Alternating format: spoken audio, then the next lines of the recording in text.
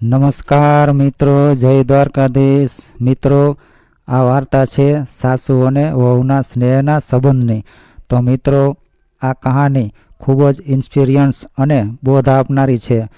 તો મારી સૌને નમ્ર વિનંતી છે કે આ વિડીયોને અધૂરો નહીં મૂકતા, પૂરેપૂરો સાંભળજો. કારણ કે કોઈ પણ વાતનો નિચોડ, એનો ભાવાર્થ વાતના અંતે જ સમજવા મળે છે. તો ચાલો શરૂ કરીએ આજનો આ વિડીયો. જુઓ બેટા તેજલ, ભગવાનની કૃપાથી આમ તો આપણે ખાધે પીધે કંઈ વાંધો નથી. આપણું પોતાનું 2 માળનું 2 રૂમ રસોડાવાળું મકાન છે. મારે મહિને 10,000નું પેન્શન આવે છે અને દિનેશને 20,000 થી 22,000નો પગાર છે અને કાયમી નોકરી પણ છે. એટલે આપણા ઉપર દ્વારકાધીશની ઘણી કૃપા છે. જે પરિસ્થિતિ મેં જોઈ છે અને જે સંજોગોમાંથી હું પસાર થઈ છું, એની જો વાત કરવા બેસું તો સમય ટૂંકો પડે એમ છે. અને મેં સાસરિયાનો ત્રાસ પણ ખૂબ ભોગવ્યો છે. તમારા સસરાનો સ્વર્ગવાસ થયો ત્યારે દિનેશ 1.5 વર્ષનો હતો. સાસરિયાએ ઘરનો ભંડકિયા જેવો ખૂણો કાઢી આપ્યો હતો. એ જમાનામાં રોજનો 3,000 થી 3,500નો દુકાનનો વકરો આવતો હતો અને તમારા સસરાએ ધંધો ઊભો કરવામાં કાંઈ ઓછું લોહી નહોતું રેડ્યું. પણ કહેવાય છે ને કે દર્દ મટ્યું ને વૈધ વેરી. હું તો એમને શું કામમાં આવવાની હતી. 5 દેરમાંથી એક ભરતભાઈના લગ્ન થયેલા. પછી ધીમે ધીમે બીજી દેરાણી પણ આવતી ગઈ. પણ મારા નસીબે તો સૌના એઠા ઠોબારા જ ઉટકવાના વારા આવ્યા. મહિને 400ના ખાધા ખોરાકી રાખી હતી. પણ આ દિનેશનું મોઢું જોઈને મારો જીવ બળતો. એ વખતે બરાબર તમારા સસરાના ભાઈબંધ શાંતિભાઈ મને અચાનક મળી ગયા. એને કહ્યું કે ભાભી, ભવિષ્યમાં પંચાયતમાં સીવણ શિક્ષિકાની જગ્યા ખાલી થાય એમ છે. જો તમે સીવણ ડિપ્લોમા કરી નાખો ને તો એ જગ્યા ઉપર હું તમને ભરતી કરી શકું. મેં 2 દિવસ તો વિચારમાં કાઢી નાખ્યા. પછી મેં મારી સાસુને વાત કરી તો એમણે તો મને ઉધળી જ લઈ લીધી. તમને શરમ નથી આવતી? હજી જુવાન જોત છો અને શહેરમાં હાલી નીકળવાનું કહો છો. આ તમારો છોકરો કોણ સાચવશે? શહેરમાં એકલા રહેવાની વાત કરો છો, તમને શરમ નથી આવતી? ત્યાં મારા સસરા આવ્યા અને એને કહ્યું કે હજી ઘરવાળો ગયો, એને કંઈ જુગ નથી વીતી ગયો. તે મોટા વહુ કહે છે કે મારે ભણવા જવું છે. આ તમારી વહુ જો શહેરમાં ભણવા જવાની વાત કરે છે. અને એ જ વખતે મારા સસરાએ કહી દીધું કે જાઓ તો ભલે જાઓ, પણ પછી પાછા નહીં ફરતા. અને જો પાછા આવ્યા તો આ ઘરના દરવાજા હંમેશને માટે બંધ થયા સમજજો. પછી મેં કહ્યું કે આમે ક્યાં ખુલ્લા હતા. દિનેશને લઈને હજુ તો હાલી નીકળી પિયરમાં, પણ ત્યાં મારા નસીબમાં ભાભીઓ બધી એવી જ ભટકાણી હતી. પણ સદનસીબે એ વખતે મારા ફૈજી મારો ખંભો થાબડવા મારી પડખે ઊભા હતા. એણે મને કહ્યું કે બેટા, ગમે એમ થાય પણ ભણવાનું નહીં છોડતી. શહેરમાં 2 વર્ષ ભણી ત્યારે દિનેશ ઘડીકમાં આય ઘડીકમાં ત્યાં, ઘડીક ફઈની ઘરે, એમ કરતાં કરતાં મારું 2 વર્ષ ભણવાનું પૂરું થયું. ત્યાં શાંતિલાલે ભરતી બહાર પાડી અને મને નોકરી મળી ગઈ. આ બધું તાણી તૂણીને કેમ ભેગું કર્યું હતું એ તો મારું મન જાણે છે. એવા કપરા સમયમાં એ વખતે કોઈ મારી પડખે નહોતું આવ્યું. બધા સ્વાર્થના સગા છે. ખેર, જવા દો આ બધી જૂની વાતો. હવે જાઓ તમે સૂવો. મારે લીધે તમે પણ થાક્યા હશો. તેજલ કહે, ના મમ્મી, હજી એ તો આવ્યા નથી અને હું તો પહેલેથી જ રોજ 12 વાગે સૂવું છું. અરે એટલું બધું મોડું? હા મમ્મી, સિરિયલો જોતી હોઉં ને એટલે. બીજે દિવસે તેજલ કહે, મમ્મી મને માર્કેટ દેખાડો તો હું શાક લેતી આવું. સવિતાબેન કહે, ના, હજુ તમે નવા નવા છો એટલે તમારે નથી જવું, શાકભાજી તો હું લઈ આવીશ. તેજલ સાસુ સામે તાકી રહી. બીજે દિવસે દિનેશ અને તેજલ બહારથી જમીને આવ્યા ત્યારે શાક લેતા આવ્યા. સવિતાબેને પૂછ્યું કે વહુ, શાક કેટલા રૂપિયાનું આવ્યું? 230 રૂપિયાનું. શાક તો બધું મેં જ લીધું. એ તો હોંડા ઉપર પગ ટેકવીને ઊભા હતા. આંકડો સાંભળીને સવિતાબેનના ડોળા ફાટી ગયા. આટલું શાક અને એ પણ 230 રૂપિયાનું? એણે કહ્યું કે વહુ, શાકના તમે વધારે પૈસા દીધા, થોડો ભાવ ઘટાડીને લેવાય ને. હું ગઈ હોત તો આટલા રૂપિયામાં શાકના 2 થેલા ભરી લાવી હોત. મેં ખાલી આટલું કીધું ત્યાં તો તેજલનું મોં પડી ગયું. રાત્રે સૂતી વેળાએ દિનેશના કાનમાં કહે કે બધા કહેતા હતા એ કાંઈ ખોટું નથી, ચમડી તૂટે પણ દમડી ન છૂટે. મમ્મી ખરીના છે. દિનેશ કહે, વાતમાં મોણ નાખ્યા વગર જે હોય એ સ્પષ્ટ બોલ. તને શું પ્રોબ્લેમ છે? જવાબમાં ભરપૂર મોણ નાખીને તેજલે એક સાસુ વિરુદ્ધ વહુ જે રીતે કહે એ રીતે બધું જ કહ્યું. દિનેશે એક જ વાક્યમાં જવાબ આપ્યો, મમ્મીની વાત સાચી છે, તને માર્કેટિંગ કરતા નથી આવડ્યું. ત્યાં તો તેજલનો ખટુકો છટક્યો. હા, તમને તો તમારી માં જ સારી લાગે ને, બૈરી નહીં. દિનેશ મૌન રહ્યો એટલે વાત શાંત થઈ ગઈ. પણ થોડા દિવસ પછી શેરીમાં એક ગાલીચા વેચવાવાળો ફેર્યો આવ્યો. ત્યારે સવિતાબેન બરાબર તેમના નણંદને ત્યાં બેસવા ગયા હતા.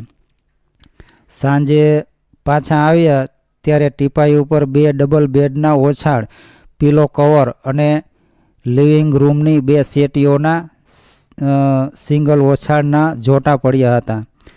સવિતાબેને આવીને પૂછ્યું કે ખરીદી કોણે કરી? મેં કરી, અભિમાનથી તેજલે કહ્યું.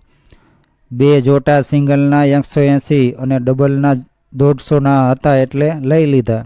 સવિતાબેને ઓછાળ ખોલીને જોયા અને પછી બોલ્યા કે સસ્તું આખરે મોંઘું જ પડે, તમને ખરીદી કરતા જ નથી આવડતી. અને અનિતા છટકી, હા, મને તો ક્યાં કાંઈ ખબર પડે જ છે, તમને જ બધી ખબર પડે છે એટલે તો તમે મને અહીંયા લાવ્યા છો. સવિતાબેન તેજસ સામે જોઈ જ રહ્યા. બાજુમાં બેઠેલા દિનેશ સામું જોયું, પછી હળવેકથી બોલ્યા કે બેટા, જે જગ્યાએ 5 રૂપિયા વાપરવાના ફરજિયાત હોય ત્યાં તમે 10 વાપરો તો હું કંઈ નહીં બોલું, પણ જે વસ્તુ ખરીદવામાં વેપારી છેતરી જાય ત્યાં છેતરાઈને રહેવાનું. પછી 3 ઓછાળ બતાવીને કહ્યું, આ 3માં ખજૂરા છે, એ તમે લેતી વખતે જોયા હતા? પોતાની ભૂલ પકડાઈ ગઈ છતાં ઠાવકું મોં રાખીને તેજલ બોલી, તે સસ્તામાં તો એવું જ આવે ને, નહીતર આનો આ જ ઓછામાં ઓછા 500માં આવે.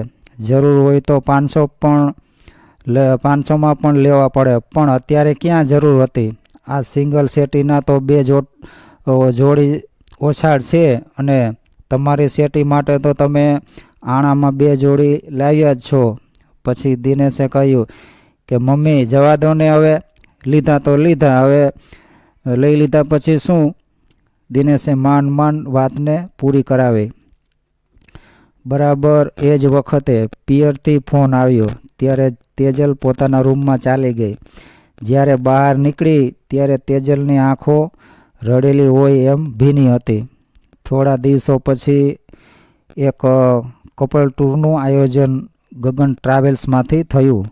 દિનેશે તેજલને આ બાબતે 2 દિવસ પહેલાં જ વાત કરી હતી, પણ તેજલે ચેતવણી આપી હતી કે મમ્મી હા નહીં પાડે. દિનેશે કહ્યું કે ના, તારી વાત ખોટી છે, મમ્મી ના નહીં પાડે. દિનેશ અને તેજલ ટિકિટ લઈને સાંજે ઘરે આવ્યા ત્યારે સવિતાબેન સેટી પર લાંબા થઈને ગંભીર ચહેરે સૂતા હતા. દિનેશે કહ્યું કે મમ્મી શું થયું છે, કેમ સૂતા છો, તબિયત બરાબર નથી? સવિતાબેને કહ્યું, બેટા, ચોકડીમાંથી વાસણનું સ્ટેન્ડ લઈને ઊભા થવા ગઈ ત્યાં કમરમાં આંચકો આવી ગયો. તું મને દવાખાને લઈ જા, હું ઊભી જ નથી થઈ શકતી. તેજલે દિનેશને ઠોંસો માર્યો અને બોલ્યો. વગર ઈશારામાં દિનેશને કહી રહી હતી કે હું તમને નહોતી કહેતી કે આ ડોશી એમ જલ્દી ઘર છોડે એવી નથી, બહુ પાકી છે. ત્યારે દિનેશ બોલ્યો, ચાલ મમ્મી દવાખાને. ના ના, અત્યારે નહીં, સવારે જાશું. તારે આરામ કર, મને હમણાં સારું થઈ જશે. ત્યારે તેજલ બોલી, પણ મમ્મી કાલે બપોરે તો અમારે કપલ ટૂરમાં નીકળવાનું છે, સવારે તો ટાઈમ પણ નહીં મળે. એટલે સવિતાબેને દિનેશને કહ્યું, તો પછી ચાલ, મને અત્યારે જ લઈ જા, સવાર સુધીમાં હું સાજી થઈ જાઉં. દિનેશ એને ડૉક્ટર પાસે લઈ ગયો. ડૉક્ટરે તપાસ કરીને કહ્યું કે સાયટિકા નસ ખેંચાઈ ગઈ છે, દવાથી રાહત થઈ જશે, પણ આરામ તો કરવો જ પડશે. દિનેશ મૂંઝાઈ ગયો. તેના ખંભા પર હાથ ફેરવીને સવિતાબેન બોલ્યા કે તું મારી ચિંતા ન કર, કાલ તો મને સારું થઈ જશે, તમારે નીકળો. જો રાત આખી દિનેશ સૂઈ ન શક્યો. તેજલ તો ફરવા જવાના સપના જોવા લાગી હતી. દિનેશને મનમાં એમ થયું કે પોતે ક્યાંક મમ્મીને અન્યાય તો નથી કરતો ને. એક બાજુ પત્ની, બીજી બાજુ માં, તે બંનેની વચમાં ભીસાતો જતો હતો. બીજા દિવસે સવારે બંને ઉઠ્યા ત્યારે 3-4 દિવસ ચાલે એટલા થેપલા અને સુખડી તૈયાર કરી રાખ્યા હતા. તેજલે ઈશારો કર્યો કે ચાલો હવે તૈયાર થવા માંડો, સમય ઓછો છે. અઠવાડિયા પછી બંને પાછા આવ્યા ત્યારે સવિતાબેન સાવ પથારીવશ થઈ ગયા હતા. બાજુવાળા બેને 2 ટાઈમ રસોઈ કરી જતા હતા. દિનેશે કહ્યું કે મમ્મી, ફોનમાં તો તે કાંઈ વાત જ ન કરી. બેટા, એમાં વાત શું કરવાની હોય, પાડોશી બધું કરી જતા હતા, એટલે તમને લોકોને હેરાન કરવાનો કોઈ અર્થ નહોતો. આમ પણ નવા લગ્ન થયા છે તમારા, તને શોખ ન હોય પણ વહુને શોખ હોય ને ફરવાનો. આટલા શબ્દોથી તેજલ વિફરી. હા, વાંક તો વહુનો જ આવે ને, સાસુનો થોડો આવે. દિનેશ ગુસ્સે થઈ ગયો તો તેજલ દિનેશ સામે જોરથી રાડો પાડવા લાગી. દિનેશે ગુસ્સામાં એક તમાચો લગાવી દીધો. તેજલ પોતાના રૂમમાં જતી રહી અને બેડ ઉપર બેઠા હિબકા ભરી રહી હતી. આખો દિવસ ઘરનું વાતાવરણ તંગ રહ્યું. મોડી સાંજે દિનેશ ઘરે આવ્યો ત્યારે સવિતાબેન ઘરમાં નહોતા. તેણે તેજલને પૂછ્યું કે મમ્મી ક્યાં છે? તેજલે ઉપરનો ઈશારો કરતાં કહ્યું કે જેને ભવાડો જ કરવો છે એને તમે ગમે એટલું કહેશો તોય નહીં માને.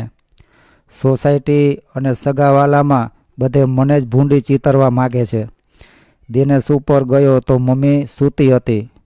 એક ખૂણામાં તેનો થોડો ઘણો સામાન પડ્યો હતો. દિનેશ એની પાસે બેઠો અને કહ્યું, માં, તું નીચે ચાલ, તું આમ જુદી રહે એ મને નથી ગમતું.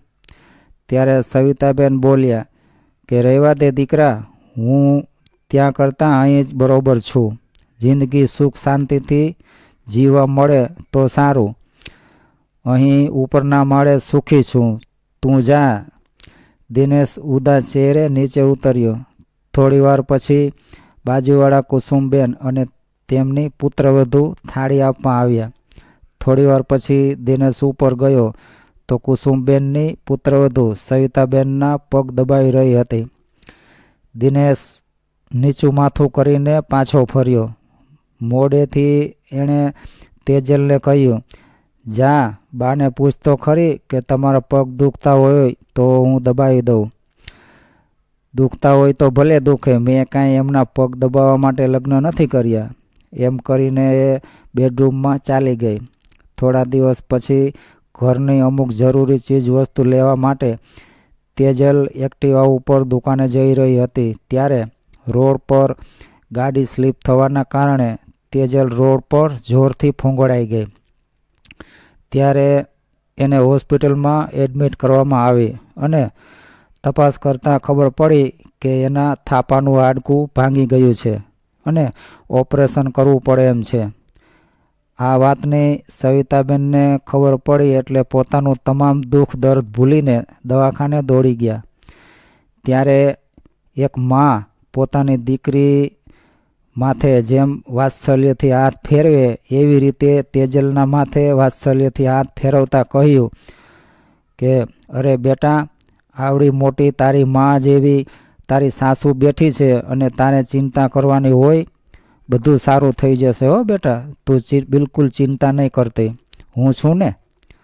અને પછી તેજલની નજર સામે જ કોરી ચેકબુક દિનેશને આપતા કહ્યું કે લે બેટા, મેં મારા પેન્શનમાંથી બચત કરીને બેંકમાં 3 લાખ રૂપિયા જમા કરાવેલા છે. તેજલના ઓપરેશન માટે તારે જોઈએ એટલા રૂપિયા ચેકમાં લખી નાખ, હું સહી કરી દઉં છું. સગી દીકરીની જેમ સવિતાબેન વહુની સેવા કરતા રહ્યા. એને નવડાવતા ધોવડાવતાથી માંડીને ખાટલામાં શૌચક્રિયા કરાવવી, સાફ કરવી, એ બધું પોતે પોતાના હાથે પોતાના પુત્ર વધુને મોઢામાં કોળિયા દઈ દઈને જમાડવાની આવી 2 મહિના સુધી સેવા શુશ્રૂષા કરતા રહ્યા. સવિતાબેને તમામ જવાબદારી હસતા ચહેરે નિભાવી હતી. તેજલ પોતાની જાતને દોષ દેતી રહી. 2 મહિને જ્યારે એણે પ્રથમવાર જમીન પર પગ મૂક્યો ત્યારે પહેલું કામ એણે દાદરો ચડવાનું કર્યું. સવિતાબેન પ્રાઇમસ ઉપર ચા બનાવતા હતા. તેજલ પોતાની સાસુના ખોળામાં માથું મૂકીને રડી પડી કે મમ્મી, મારાથી બહુ મોટી ભૂલ થઈ ગઈ છે. મેં મા દીકરાને જુદા કરવાનું ભયંકર પાપ કર્યું છે. તમે બાજી હારીને પણ જીતી ગયા અને હું જીતીને પણ હારી ગઈ. તમે નીચે પાછા આવો, તમારે તમારી સાથે નહીં પણ મારે તમારી સાથે રહેવું છે. અત્યાર સુધી તમે જેવી રીતે મારી સેવા કરી છે એવી સેવા તો મારી સગી મા પણ ન કરી શકે. મમ્મી, મને માફ કરો. આમ કહેતા સવિતાબેનના ખોળામાં માથું રાખીને તેજલ ધ્રુસકે રડી પડી. પુત્રવધૂને રડતી જોઈ સવિતાબેને તેજલને પોતાના આલિંગનમાં લઈ લેતા કહ્યું, અરે બેટા, મેં ક્યારેય તને મારી વહુ માની જ નથી. હંમેશા તને મેં મારી દીકરી જ માની છે. મારે તને જે કહેવાનું થતું હતું એ કહેવું ભલે તને એ વખતે મારા વેણ કડવા લાગતા, પણ તારી જિંદગી કડવી કરી નાખવાનો મારો કોઈ ઈરાદો નહોતો. બેટા, આખરે તો કડવા જ મીઠા બનતા હોય છે ને. સાસુ વહુના સંબંધોનું આજ તો સત્ય છે.